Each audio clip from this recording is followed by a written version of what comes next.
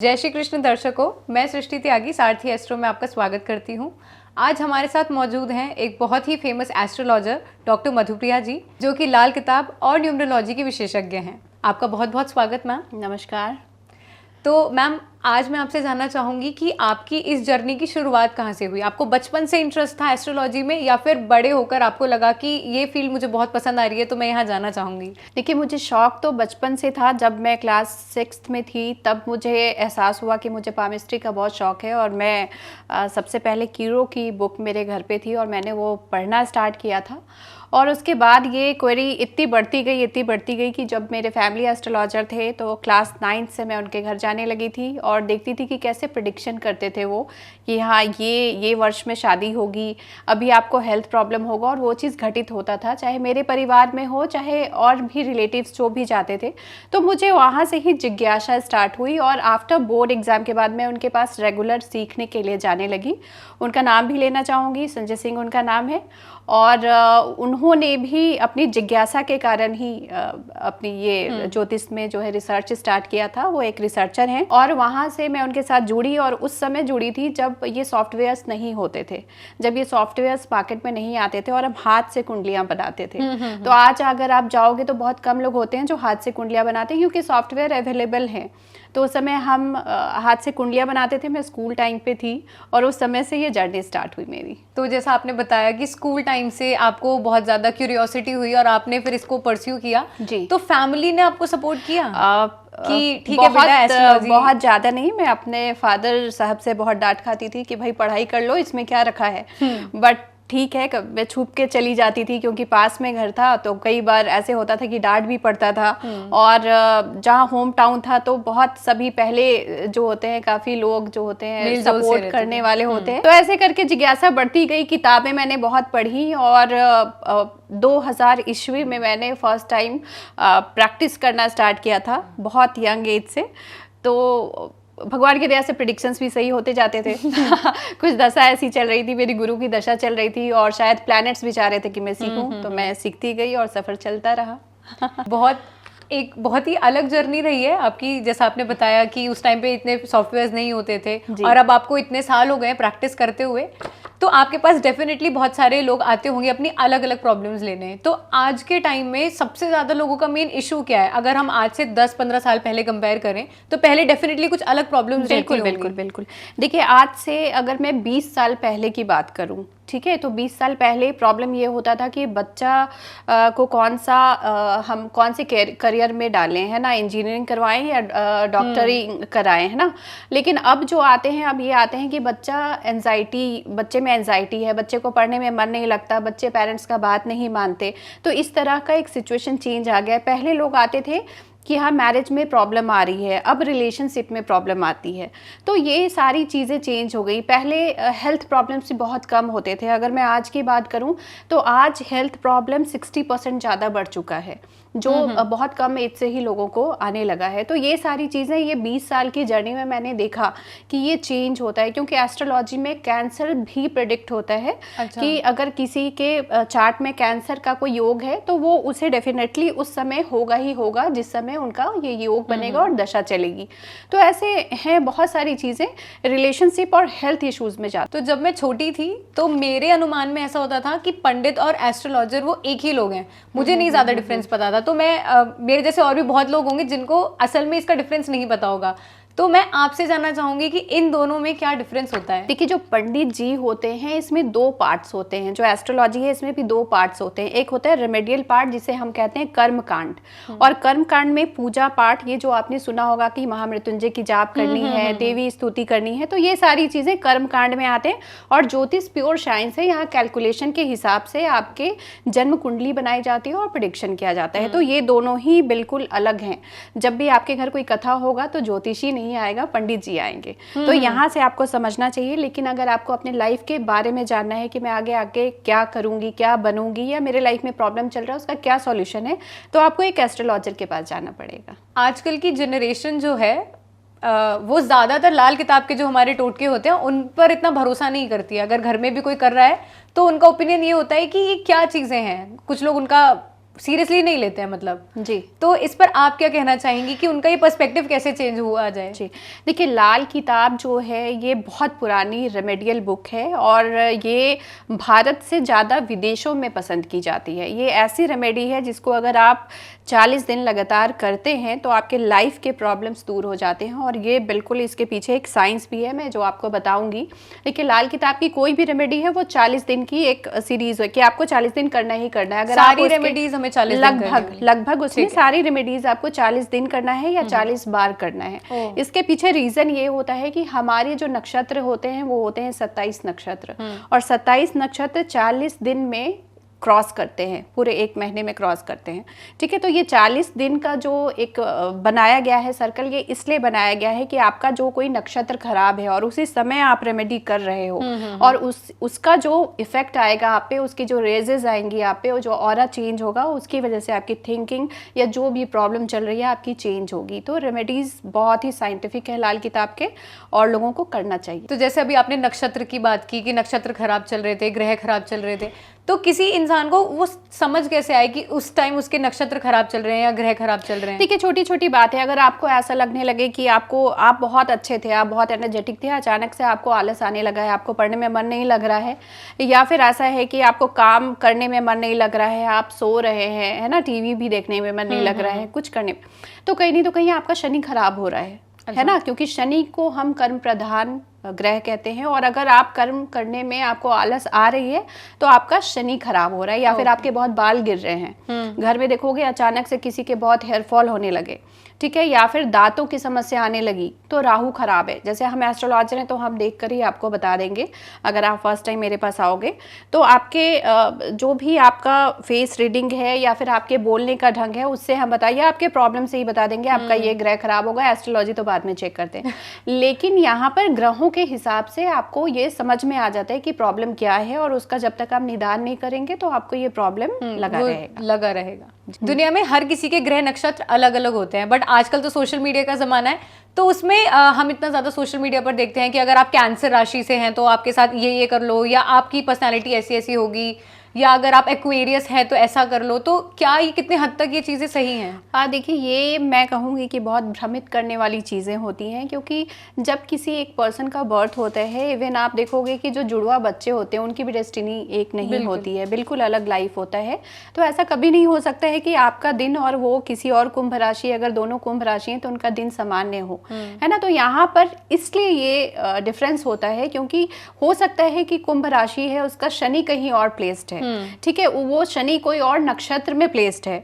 तो जो astrological remedies होते हैं वो इस बेसिस पे होते हैं कि आपका शनि कौन से घर में बैठा हुआ है, आपका शनि आपके लिए कैसा है। हो सकता है कुंभ राशि है, आपका शनि आपके लिए बहुत अच्छा है, लेकिन दूसरे कुंभ राशि वाले का शनि नीच का है, और उसने अगर कोई शनि का उपाय कर दिया तो उसे विपरीत रिजल्ट मिलेगा, ठीक है। और आपका शनि बहुत अच्छा है और आपने शनि का दान कर दिया तो जो आने वाला था वो भी चला जाएगा। तो बहुत सोच समझ के एस्ट्रोलॉजर से अपनी कुंडली को अच्छे से दिखाकर ही रेमेडी करनी चाहिए। तो अब हम सोशल मीडिया की बात कर ही रहे हैं, तो सोशल मीडिया पर भी हर दूसरे दिन हम देखते हैं कि एक मुट्ठी चावल आपने दान कर दिए तो आपका शनि ठीक हो जाएगा, आपने ऐसा कर दिया तो ये बढ़िया होगा, दान कर दिए पैसे तो बहुत बढ़िया होगा। तो ये चीजें फिर सही हैं या गलत हैं, हमें करनी चाहिए या? देखिए बिल्कुल भी नहीं करना चाहिए। जैसा सोशल मीडिया में आप देखोगे तो एक ही उपाय कंट्रोवर्सी होते हैं, है ना। कोई बोल रहा है दान करो, कोई बोल रहा है चढ़ाओ, कोई बोल रहा है कुछ करो। तो क्या आपके ग्रह उस हिसाब से हैं कि वो दान करने चाहिए? कहीं आपका भागेश तो नहीं है शनि और आपने शनि का दान कर दिया तो आपका डेस्टिनी का आपने दान कर दिया। तो बहुत छोटी सी बात है और समझने वाली बात है। ऐसी कोई भी चीज नहीं होती कि हर रेमेडी आपको फॉलो करना चाहिए, ठीक है। सूर्य को अर्घ डालना वो किसी के लिए खराब नहीं होता, आप उस रेमेडी को फॉलो कर सकते हो, है ना। पेड़ लगाना वो किसी के लिए खराब नहीं होता, लेकिन पेड़ भी सही नक्षत्र में लगाने का फल मिलता है। अगर आपने गलत नक्षत्र में कोई पेड़ लगा दी तो उसका भी विपरीत फल मिलता है, ऐसा पुराणों में लिखा हुआ है। तो बहुत सारी चीजें ये साइंस के हिसाब से है, ऐसा ना समझें कि बस बोला किसी ने और हम कर दिए। तो इसका मतलब हम यहाँ इस कंक्लूजन पर पहुंचते हैं कि सोशल मीडिया पर या जो भी आपको रैंडम बता रहे हैं कि आप ऐसा कर दो तो शनि ठीक हो जाएगा, ऐसा कर दो तो राहु ठीक हो जाएगा, तो हमें नहीं मानना चाहिए, क्योंकि हर किसी के ग्रह नक्षत्र बहुत अलग हिसाब से चल रहे हैं। बिल्कुल। और ये बात मैं अपने व्यूअर्स को भी बोलना चाहूंगी कि जो भी आप चीज़ सोशल मीडिया पर देखते हैं उसको ब्लाइंडली फॉलो ना करें, एक अच्छे एस्ट्रोलॉजर के पास जाएं और कंसल्ट करें, क्योंकि जैसा मैम ने भी बोला कि आपके ग्रह नक्षत्र क्या पता वो आपके फेवर में हो और आप ऐसा कुछ कर उन्हें अपने अगेंस्ट में ना कर लें। अच्छा मैम, मैं अपने घर में देखती हूँ कि मेरी मम्मी रोज सुबह शाम तुलसी की पूजा करती है, वो मुझे भी बोलती है कि मुझे ऐसा करना चाहिए। तुलसी की पूजा करने के फायदे कितने हैं और इसका सही तरीका क्या है? तुलसी की पूजा हमें घी से करनी चाहिए, तेल से करनी चाहिए? तो ये मैं आपसे जानना चाहूंगी। देखिए, तुलसी को हमारे हिंदू सनातन धर्म में बहुत बहुत ही महत्व दिया गया है। हिंदू के प्रत्येक घर में आप देखेंगे कि तुलसी होती ही होती है, और अगर तुलसी सूख रही है तो सभी को ये मन में लगने लगता है कि कोई विपत्ति आ रही है। देखिए, तुलसी, जैसा हम जानते हैं कि तुलसी विवाह होता है और तुलसी विवाह विष्णु जी के साथ हुआ था। तो यहाँ पर अगर मैं एस्ट्रोलॉजी से आपको बताऊं तो तुलसी बुध का एक रूप है, मरकरी प्लैनेट का एक रूप होती है घर पे, और बुध होता है कोई भी चीज को ग्रो करने के लिए, चाहे बच्चे हैं उनके विकास के लिए, आपकी बुद्धि कैसी काम कर रही है, आपका नर्व सिस्टम जो होता है बॉडी का वो भी। जब हम कहते हैं ना कि तुलसी से बहुत सारे मेडिसिन्स बनते हैं, तो वो मेडिसिन्स कैसे आपके बॉडी को इफेक्ट करते हैं, क्योंकि तुलसी में ऐसी चीजें होती हैं, पारा होती हैं, तो कहते हैं उसे दांत से मत दबाना, ठीक है। अगर आप तुलसी आपके घर में देते होंगे, बोलते होंगे निगल जाओ, उसे दांत से मत आप वो करके खाना। तो इसके पीछे वैज्ञानिक आधार है। हमारे हिंदू धर्म में कोई भी पूजा जब हम करते हैं तो एक तो तुलसी बहुत ज्यादा मेडिसिन प्लांट है, इसके साथ ही जो तुलसी होती है वो बुध ग्रह को की प्रधानता होती है, तो जो घर के बच्चे होते हैं उनके विकास में उसकी जो हवा होती है वो मदद करती है, ठीक है। उनसे उनकी ऑरा चेंज होती है, नेगेटिविटी दूर जाती है, ठीक है। इसके अलावा जैसे आपने क्वेश्चन किया कि भाई तुलसी की पूजा विधि क्या होनी चाहिए, सबसे पहले तो क्या नहीं करना है वो बताऊंगी, जो बहुत दर्शकों को नहीं पता होता है कि आपने कभी भी संडे को तुलसी की पूजा नहीं करनी है, संडे को तुलसी टच नहीं करना होता है, तुलसी तोड़ना भी वर्जित है, ठीक है। इसके अलावा प्रत्येक दिन आपको घी का दिया जलाना चाहिए तुलसी के पास, क्योंकि घी जो होते हैं वो शुक्र का रूप होता है, और माता लक्ष्मी और विष्णु की पूजा हमेशा घी से ही की जाती है। तो आपको जब भी तुलसी की पूजा करनी है घी से करें, और तुलसी का फेरा भी कर सकते हैं। तुलसी विवाह के समय में तुलसी को कपड़े से अच्छे से सजाया भी जाता है, तो तुलसी को प्रत्येक दिवस में आपको जल भी डालना चाहिए, उससे भी आपकी जो एनर्जी होती है वो काफी बढ़ती है, अच्छी होती है। तो ये सारी बातें तो हमने जान ली, पर तुलसी की पूजा करने का आपके हिसाब से एक सही समय क्या है? देखिए, तुलसी की पूजा हमेशा ये ध्यान रखना चाहिए कभी भी राहु काल में नहीं करना चाहिए। जैसे पर डे एक राहु काल आता है, 8 से सुबह प्रातः काल, मतलब ब्रह्म काल से लेके 8 बजे तक सबसे अच्छी औरा होती है, बृहस्पति की औरा होती है। तो आपको उस समय तक तुलसी की पूजा कर लेनी चाहिए मैक्सिमम बेनिफिट के लिए। और संध्या में जब सूर्यास्त होने वाला होता है तभी तुलसी के पास दिया जलाना चाहिए, रात में इसे अवॉइड करना चाहिए। अच्छा, ये तो मैम आपने बहुत अच्छी बात बताई, क्योंकि इन चीज़ों के बारे में तो मेरे को भी नहीं पता था। क्योंकि मैं तो तुलसी पर दिया जलाना है तो फिर रात हो चाहे दिन हो वो जला दिया, बस कि मम्मी ने बोला है तो जला दिया, टाइम का नहीं पता था। मैंने ना बहुत लोगों को बोलते हुए सुना है, मेरे घर में भी मैंने सुना है कि अगर घर से बाहर निकल रहे हो तो पहले सीधा कदम रखो, अगर घर में घुस रहे हो तो राइट पैर से एंट्री करो। तो इस चीज़ से कुछ फर्क पड़ता है? देखिए, बिल्कुल फ़र्क पड़ता है, लेकिन आप किस पर्पस से जा रहे हैं। तो उसमें देखिए हमारे बॉडी में 2 नाड़ियाँ काम करती हैं, एक चंद्र नाड़ी और एक सूर्य नाड़ी, है ना, जिसे कहते हैं अर्धनारीश्वर। तो हमारा जो शरीर होता है वो भी आधा स्त्री और पुरुष यानी कि सूर्य और चंद्रमा से बना होता है, ठीक है। चंद्रमा जो है हृदय का कारक है, हृदय उससे चलती है। तो हमारे शरीर में 2 नाड़ियों का काम होता है, सूर्य नाड़ी और चंद्र नाड़ी। जब भी आप घर से बाहर जाते हैं, अगर आप कोई इंटरव्यू देने जा रहे हैं तो आपको ये ध्यान रखना है कि आपका सूर्य नाड़ी चल रहा हो। जब भी आपकी राइट तरफ की नोज से हवा निकल रही है तो आप समझो कि आपकी सूर्य नाड़ी चल रही है, और लेफ्ट की तरफ से निकल रही है तो आप समझो आपकी चंद्र नाड़ी चल रही है। तो जब भी इंटरव्यूज के लिए जा रहे हैं या कोई कंपटीशन के लिए जा रहे हैं जहां सरकार से आपका काम है, तो सूर्य नाड़ी अगर चल रही है तो आपने राइट लेग को हमेशा आगे बढ़ाना है, दाहिने पैर से चलना है, आपने पहला कदम रखना है। और अगर ऐसे काम में जा रहे हो जहां शादी विवाह का मामला है, रिलेशनशिप है, तो वहां पर आपने चंद्र नाड़ी का प्रयोग करना है, क्योंकि चंद्रमा उसमें जो है प्रधान ग्रह होता है। तो वहां पर आपने लेफ्ट अपना बायां पैर को आगे बढ़ाना है, और आगे अगर आपके साथ में चंद्र नाड़ी भी चल रही है तो आपको इसका 100% रिजल्ट मिलेगा। ये बिल्कुल पौराणिक ग्रंथों में भी है, और ये प्रश्न शास्त्र की एक विधि है। तो जितने मैम ने आंसर किया, मैंने अपनी नाड़ी चेक कर ली कि मेरी सूर्य चल रही थी या चंद्रमा चल रही थी, तो मेरी सूर्य नाड़ी चल रही है, तो अब मैं क्या अच्छा काम कर सकती हूँ? देखिए बिल्कुल सूर्य नाड़ी चल रही है, मतलब जो हम कर रहे हैं वो काफ़ी अच्छा रहेगा और ये ज्ञान बहुत लोगों को फ़ायदा भी देगा, क्योंकि सूर्य नाड़ी हमेशा, मैंने जैसे कहा आपको कि कहीं भी आप प्रतियोगिता में जा रहे हैं या कोई ऐसा काम कर रहे हैं जो आपके करियर के लिए इम्पॉर्टेंट है, तो वो आपको हमेशा ही आपको अच्छा रिजल्ट देगा, पॉजिटिव रिजल्ट देगा। ठीक है। अक्सर हम अपने घरों में सुनते हैं कि जो पापा हैं वो बोल रहे हैं कि बेटा तू आईएएस बन जा, मम्मी बोल रही हैं कि बेटा पॉलिटिक्स में चला जा, बच्चे का या खुद ही इंटरेस्ट पॉलिटिक्स में है। तो जो प्राइम मिनिस्टर हैं, जो बड़े बड़े पॉलिटिशियंस हैं, उनकी कुंडली में ऐसा कौन सा ग्रह नक्षत्र है जो उनको उस पोजीशन तक पहुंचा पा रहा है? देखिए कोई एक ग्रह नक्षत्र या कोई एक योग किसी को प्राइम मिनिस्टर नहीं बनाता है, इसमें बहुत सारे ग्रहों की और दशाओं की योगदान होती है। बट फिर भी मैं आपको बताऊंगी कि ज्योतिष शास्त्र में पंच महापुरुष योग का वर्णन है, जहाँ पर 2 ग्रह मिलके एक ग्रह जो है अपनी राशि में अगर उच्च के हों या स्व राशि में हो या त्रिकोण में हो या भाग्य स्थान में हो, चाहे वो शुक्र हो, मंगल हो, शनि हो। जैसे अभी जिनकी भी कुंडली में शनि कुंभ राशि का बाई बर्थ है, उनकी शस्य महापुरुष नामक योग चल रही है, ठीक है। तो ऐसे योग जिनकी अमित शाह की कुंडली में है ये, तो ऐसी जितने भी योग हैं, मालवीय योग होते हैं, तो बहुत सारे पंच महापुरुष योग में से कोई एक भी योग अगर किसी की कुंडली में है तो वो कोई बहुत अच्छा पोजीशन में ही जाता है। और ये जो आईएएस आईपीएस या फिर बहुत उच्च पद में जो आसीन होते हैं या बहुत प्रसिद्ध होते हैं, इनकी कुंडलियों में ऐसे एक योग होते ही होते हैं।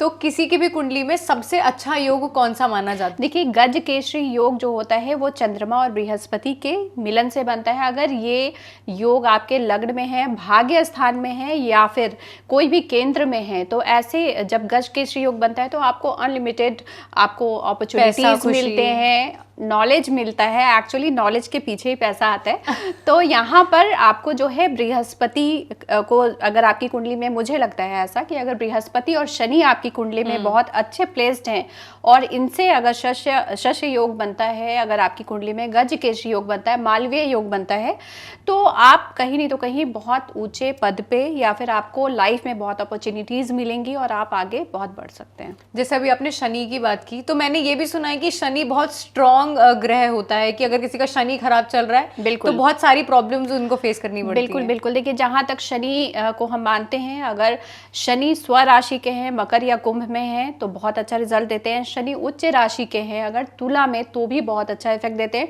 लेकिन गलती से शनि अगर आपका मेष राशि में हो गए और वो नीच के हो गए और कोई ऐसे जगह पे बैठ गए, मान लो सप्तम में बैठ गए या एकादश जो लाभ स्थान होता है वहां बैठ गए, तो राजा भी रंक बन जाता है उनकी दशाओं में, और उसको बनने में 1 मिनट भी नहीं लगता। तो इनकी रेमेडीज होती हैं? अगर मैं अभी बात करूं, आपको एक छोटा सा एग्जांपल देना चाहूंगी। अभी केजरीवाल जी का बृहस्पति उच्च का था, जब वो अभी भी सीएम पद पे हैं, पर अभी जो ये इस ईयर में जो इन्होंने फेस किया है, ये इनकी शनि की महादशा स्टार्ट हुई है और शनि इनका नीच का है भाग्य स्थान में। तो अब देख लो, शनि आते ही इनको कारावास जाना पड़ा और क्या क्या योग चल रहे हैं। तो शनि बहुत स्ट्रांग है। अगर शनि अच्छा तो तुम्हारा जीवन सुखी है, अगर शनि बेकार है तो जीवन में दुखों की पहाड़ वर्षा आ जाएगी। नॉर्मली हम देखते हैं कि कोई अगर बहुत शौकीन किस्म का आदमी है या मीडिया में काम कर रहा है या कैमरा के सामने उसको रहना पसंद है या अच्छे अच्छे शौक हैं उसके, तो हम नॉर्मली लोगों को बोलते हुए सुनते हैं कि इसका शुक्र बहुत अच्छा होगा, इसीलिए इसके साथ ऐसा हो रहा है। तो मैं आपसे शुक्र के बारे में जानना चाहूंगी कि क्या होता है? देखिए जैसे शुक्र आपने भी बचपन में पढ़ा होगा कि चमकीला प्लैनेट होता है ना, इवनिंग स्टार कहते हैं, और इवनिंग टाइम ही होता है एंजॉयमेंट का, खेलने का बच्चों का, तो ये शुक्र का टाइम होता है। उसी तरह शुक्र ग्रह एस्ट्रोलॉजी में लग्जरी का लॉर्ड होता है। अगर आपके लाइफ में लग्जरी है तो आपका शुक्र अच्छा है। आपके लाइफ में लग्जरी नहीं है, आपको बहुत स्ट्रगल करना पड़ता है कोई भी चीज़ के लिए, तो शुक्र डेफिनेटली वहाँ पर खराब है। अगर आपका स्किन बहुत अच्छा नहीं है, ठीक है, या फिर आपके कपड़े बहुत जल्दी फट जाते हैं या फटा हुआ कपड़ा पहन लेते हो, आपको ध्यान नहीं रहता, तो आपका शुक्र खराब है। ऐसे जिनके शुक्र बहुत अच्छे रहते हैं वो अपने फ्रेग्रेंस पे बहुत ध्यान देते हैं, परफ्यूम पे बहुत ध्यान देते हैं, अपने स्टाइल पे बहुत ध्यान देते हैं, इवन शूज़, आपने कैसे कपड़े पहने आप उनके टेस्ट से समझ जाओगे। जैसे होता है ना, कोई आया बिल्कुल पार्टी में, आपको लगता है कि हाँ अब ये आ गए, रौनक आ गई है ना, तो उनका शुक्र बहुत अच्छा होता है। ठीक है, तो यहाँ से पहचानते हैं ज्यादातर शुक्र प्रधान लोग पॉलिटिकल लाइन में जाते हैं। जितने पॉलिटिशियन होते हैं, देखो आप सफेद कपड़ा पहनते हैं और लग्जरी की कोई कमी नहीं होती। सेलिब्रिटीज होते हैं, एक से एक उनके हिसाब से फैशन चलता है और लग्जरी की कोई कमी नहीं होती, तो इनका शुक्र अच्छा होता है। तो अगर किसी का शुक्र खराब चल रहा है तो उसको सही हम कर सकते हैं? बिल्कुल सही कर सकते हैं। सबसे पहला मैं बताऊंगी, जो मैं अक्सर अपने क्लाइंट्स को भी बताती हूँ, डीओ को छोड़ के परफ्यूम यूज करें। प्योर परफ्यूम जो होता है वो शुक्र का रूप होता है, और डीओ जहाँ होता है वो राहु का होता है, उसमें गैस होता है। ठीक है, तो यहाँ पर राहु की चीजें आप यूज करोगे तो क्या होगा, शुक्र और राहु का संबंध बनेगा और आपका शुक्र खराब हो जाएगा। तो प्योर शुक्र, घर में भी आपको ऐसे प्लांट्स लगाने, ऐसे फूल लगाने जो जिनका फ्रेग्रेंस अच्छा हो। जैसे आप शाम में रजनीगंधा को रख सकते हैं अपने घर में, उससे आपका शुक्र अच्छा होता है, पूरे घर का शुक्र अच्छा होता है। कपड़ों में जैसे वाइट पिंक कलर शुक्र के होते हैं, डायमंड शुक्र का होता है। तो ये सारी चीज़ें शुक्र प्रधान लोग को आप ज़्यादा देखेंगे कि वो ज़्यादा यूज़ भी करते हैं। और ये शुक्र ग्रह के बिना मुझे नहीं लगता है कि लाइफ में कोई इंजॉयमेंट है। अगर आप देखो, हर जगह की अपनी ऑरा होती है। जब आप कोई मंदिर में जाते हो तो क्या होता है ना, आपका बृहस्पति अच्छा होता है, आपका दिमाग भी ऐसा होता है कि मैं जाके वहाँ थोड़ा मेडिटेशन कर लूँ। लेकिन जब आप कोई रेस्टोरेंट या बार में जाते हो तो आपका दिमाग बिल्कुल अलग हो जाता है, क्योंकि वो शुक्र की जगह होती है। वहाँ आपको लगता है मैं वाइन भी ले लूँ, मैं थोड़ा डांस भी कर लूँ, मैं लोगों के साथ एंजॉय भी कर लूँ। तो ये शुक्र और बृहस्पति सभी का अलग अलग रोग है। स्कूल में जाते हो तो वो बुध का प्लेस होता है जहाँ आप सीख रहे होते हो, है ना। तो सभी का एक जगह भी होता है एस्ट्रोलॉजी के हिसाब से, और ग्रहों को कैसे अच्छा किया जाए ये तो है ही है। आज मुझे बहुत सारी डेफिनेटली नई नई बातें सीखने को पता लगी हैं। अब सुन के कभी कभी लगता है कि अच्छा शायद मेरा बृहस्पति खराब चल रहा है, फिर शुक्र की बात होगी तो लगता है मेरा शुक्र बहुत बढ़िया चल रहा है। तो डेफिनेटली बहुत कुछ नया आज मुझे सीखने को तो मिला है। कुछ लोग अपने फायदे के लिए ना नेगेटिव एनर्जीज का भी यूज करते हैं कि सरसों डाल दी, या कबूतर वाला भी आपने सुना होगा कि कबूतर मरा मिल गया। तो इसके बारे में आप क्या कहना चाहेंगी कि नेगेटिव एनर्जीज किस हद तक नेगेटिव इफेक्ट करती हैं? देखिए, सबसे पहले तो पॉजिटिव और नेगेटिव एनर्जीज दोनों होती हैं। जिस तरह से पॉजिटिव एनर्जी का हम पे असर होता है, नेगेटिव का भी होगा, है ना। तो जैसे आप कह रहे हो कि कभी आपको दिखता है कि आपने घर खोला सुबह में और सरसों गिरा हुआ है, या किसी तरह का चावल गिरा हुआ है, या कोई और चीज़ भी गिरा हुआ है, तो इसका मतलब ये होता है कि किसी ने अपने घर की नेगेटिविटी को आपके घर के तरफ ट्रांसफर कर दी। अच्छा, ठीक है। या फिर बहुत सारी ऐसी चीज़ें भी होती हैं, बहुत सारे ऐसे मंत्र भी हैं जहाँ पर कुछ मंत्र ऐसे होते हैं जिन्हें पढ़ के अगर किसी पे फेंका जाए तो आपकी प्रॉब्लम्स वहाँ तक भी ट्रांसफ़र हो जाती हैं। और बहुत सारी ऐसी चीज़ें भी हैं जहाँ पर ये सारी शक्तियाँ का मिसयूज़ भी किया जाता है। ठीक है, तो ये सभी कुछ हमारे धर्म में भी है। रावण संहिता आप पढ़ोगे तो वहाँ पर भी बहुत सारे ऐसे आपको उपाय मिलेंगे, ऐसे यंत्र मिलेंगे जो आप किसी भी तरह का मतलब अच्छे में यूज़ करने के लिए दिया गया, बट लोग मिसयूज़ भी करते हैं।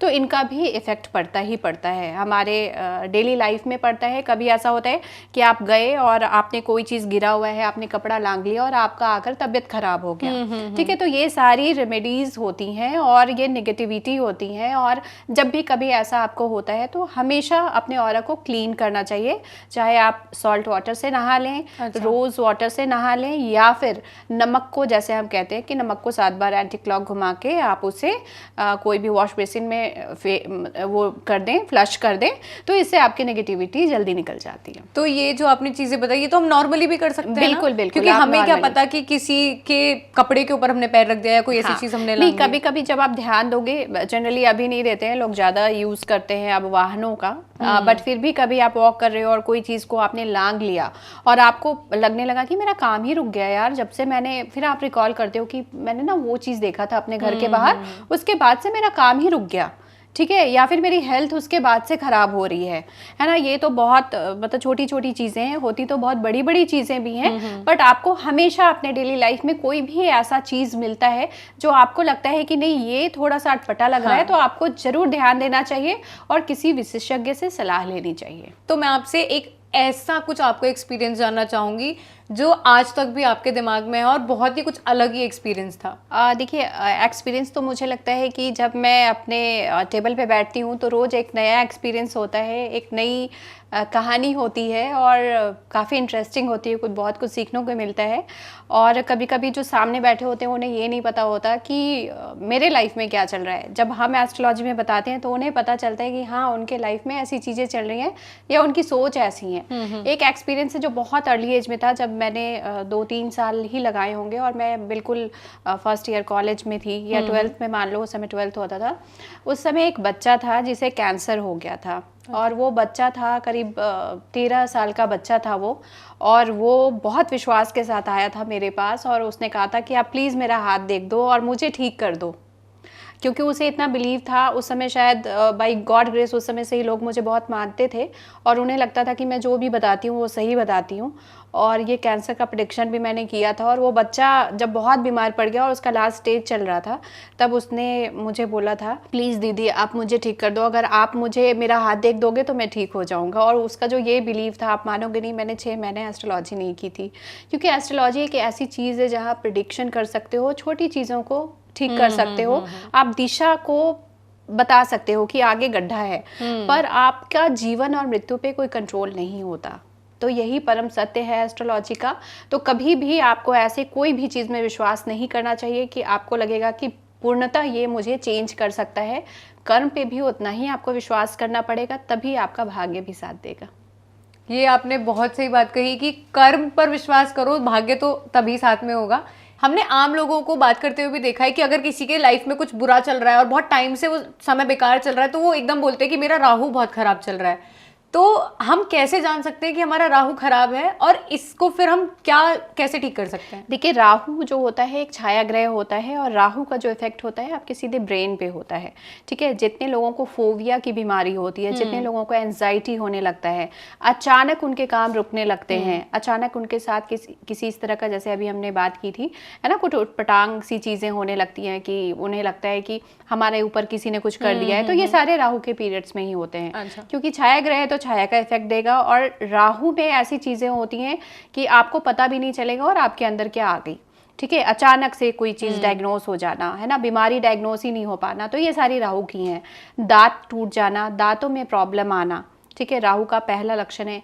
आपकी जो नाखून होते हैं, है ना, नाखून का खराब होना, अचानक चोट लग जाना, एड़ियों में दर्द होना, तो ये सारी चीज़ें जो हैं राहु से ही होते हैं। और ऐसी चोट लगना कि आपको कोई लंबी बीमारी की ओर ले जाए। इलेक्ट्रॉनिक्स का भी मैंने कुछ सुना है। जी हाँ, अगर आपके घर में इलेक्ट्रॉनिक्स बार बार खराब हो रहे हैं और खराब इलेक्ट्रॉनिक्स आपके घर में है, तो आपका राहु और खराब होता जाएगा। अच्छा। जी, तो ये सारे राहु के लक्षण हैं। अगर आपको भी लगता है कि आपके साथ ऐसी चीज़ें हो रही हैं, तो आपको कुछ नॉर्मल सी रेमेडीज़ में बताऊंगी, वो करनी है। सबसे पहले तो आपको कलर का ध्यान रखना है, कभी भी नीला, ग्रे या फिर ब्लैक आपको ज़्यादा यूज़ नहीं करना है। इसके साथ ही साथ सबसे अच्छी राहु की रेमेडी ये होती है कि आपको अपने वजन के हिसाब से 7 तरह का अनाज लेना है और उसे जल प्रवाह करना है। ये आप चाहे बुधवार को करें या फिर शनिवार को करें। राहु मंत्र का तभी आप जाप करें जब आपका राहु कुंडली में 6ठे, अष्टम या 12वें घर में ना हो। अगर 6, 8, 12 में है और राहु मंत्र का आप जाप कर रहे हैं, तो और राहु मंत्र का जाप कभी भी घर में बैठ के नहीं करना है। जब भी आपको राहु मंत्र का जाप करना है, आपको पीपल पेड़ के नीचे या फिर मंदिर में जाके करना है, ताकि आपका राहु शांत हो और उसे गुरु की सहायता मिले। कभी भी अपने घर में नहीं करना है, पूर्वमुखी होकर राहु का जाप नहीं किया जाता है। आपको हमेशा दक्षिण या फिर पश्चिम की तरफ फेस करके ही राहु का जाप करना है। राहु का एक मंत्र है जो सभी कर सकते हैं, बीज मंत्र हर कोई नहीं कर सकता। कुछ मंत्र हैं जो मैं आपको बताऊंगी, ओम रांग राहुवे नमः या फिर ओम हरि से राहुवे नमः। ये मंत्र का जाप कोई भी कर सकता है। आप 108 बार कोई भी पीपल पेड़ के नीचे बैठ के शाम के समय राहु का जाप करना चाहिए। कभी भी सूर्य के समय या फिर सूर्य उदय के बाद, सूर्य के रहते राहु का जाप नहीं करना चाहिए। राहु का जाप हमेशा जब भी सूर्य ना रहे, क्योंकि राहु सूर्य को ग्रहण लगाता है और उस समय आप अगर राहु को बल देते हैं तो आपका सूर्य भी खराब होता है। तो हमेशा शनि के समय और राहु के समय यानी कि संध्या काल में ही आपको राहु का जाप करना है। अभी जैसे हम राहु की बात कर रहे हैं, आपने बताया कि हर चीज का एक स्थान होता है, तो राहु का हमारे घर में कहाँ स्थान है? देखिए, राहु का हमेशा मैं दिशा से स्टार्ट करूंगी। दक्षिण पश्चिम दिशा जो होती है वो राहु की होती है, और घर में जितने भी शौचालय होते हैं वो राहु का ही स्थान होता है। जनरली साउथ वेस्ट में शौचालय को इसीलिए मना किया जाता है कि साउथ वेस्ट में शौचालय ना हो, क्योंकि राहु वहां जाकर, और साउथ वेस्ट में अगर शौचालय है तो और स्ट्रांग हो जाएगा और आपको दिक्कतें आएंगी। तो कभी भी साउथ वेस्ट में शौचालय ना हो, इसका आपको ध्यान रखना चाहिए, क्योंकि फ्लैट में अक्सर ऐसा होता है कि साउथ वेस्ट में आपका मास्टर बेडरूम होता है और बिल्कुल साउथ वेस्ट में ही आपका शौचालय वॉशरूम का एरिया होता है। अगर ऐसा है तो आपको वहां पर कोई रेमेडी करनी चाहिए। इसे हम नेक्स्ट पॉडकास्ट में जरूर बताएंगे, उसके लिए आप जुड़े रहें। आज आपके साथ इस सेशन में मुझे और हमारे व्यूअर्स को डेफिनेटली बहुत कुछ सीखने को मिला होगा, इसके लिए आपका बहुत बहुत धन्यवाद। ऐसे ही और एपिसोड्स के लिए बने रहें सारथी एस्ट्रो के साथ, और आपके जो भी सवाल हैं हमें कमेंट सेक्शन में लिखकर बताएं, हम अगले एपिसोड में उनका आंसर जरूर करेंगे।